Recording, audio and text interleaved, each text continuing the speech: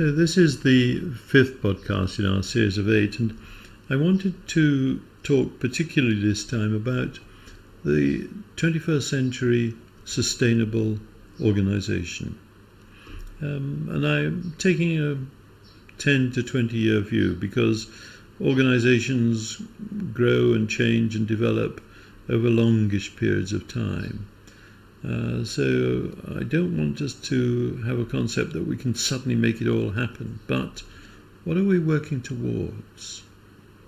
And part of the difficulty of thinking about organisations in a new form is that the last 30 to 40 years have been largely conceived, at least in the Western world, around the concept of performance.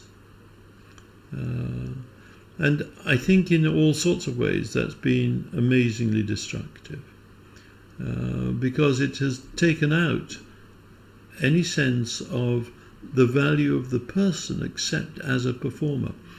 One of the curious experiences of the COVID time has been having occasional Zoom meetings with individuals in essentially empty offices and being able to see a huge office divided up into cubicles, and these cubicles empty at the moment, but suddenly realizing they look like milking stalls or battery hen cages, that people come to work and are in their cubicle and the organisation is trying to milk from them whatever it can, but actually the opportunity for the flow of ideas and the flow of relationship and the excitement of being at work.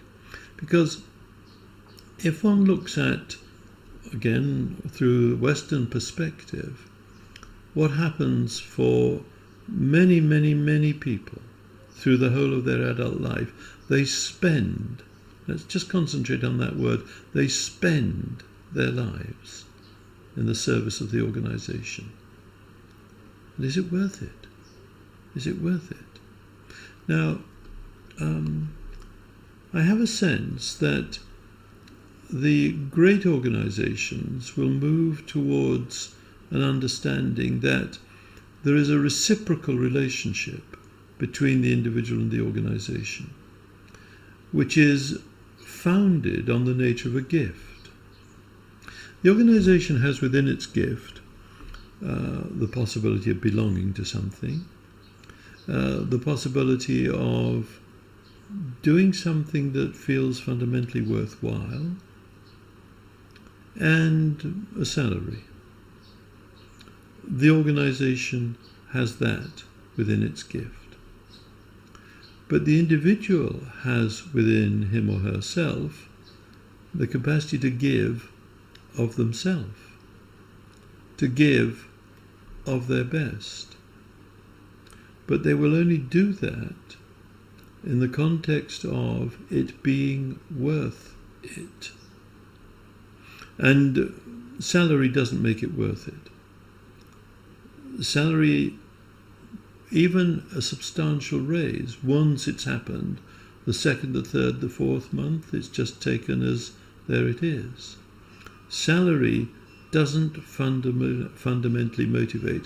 It may create the contractual bond in which I, the organisation, require you, the individual, to be where I want you to be, to agree with me that you will fulfil the requirements of whatever the contract is, but the manner in which you fulfil them is entirely dependent upon your willingness to make the gift of the best of yourself to the organisation. So the future of the 21st century sustainable organisation is going to be around the question, how can we create the conditions under which the person willingly brings themselves, their aspiration for themselves, the understanding that it is in relationship with others that the best of themselves can be realised for their own personal and private satisfaction as well as the bottom line benefit of the organisation.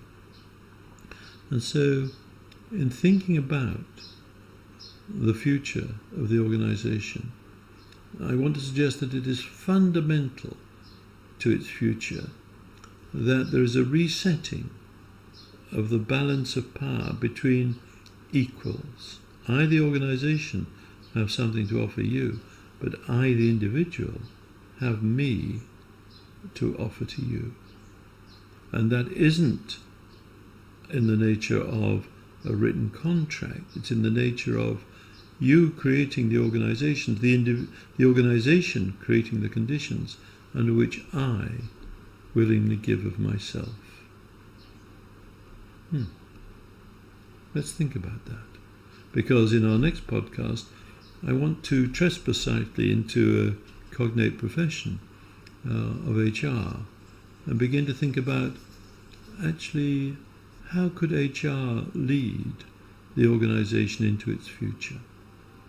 Join us next week if you can. Thank you.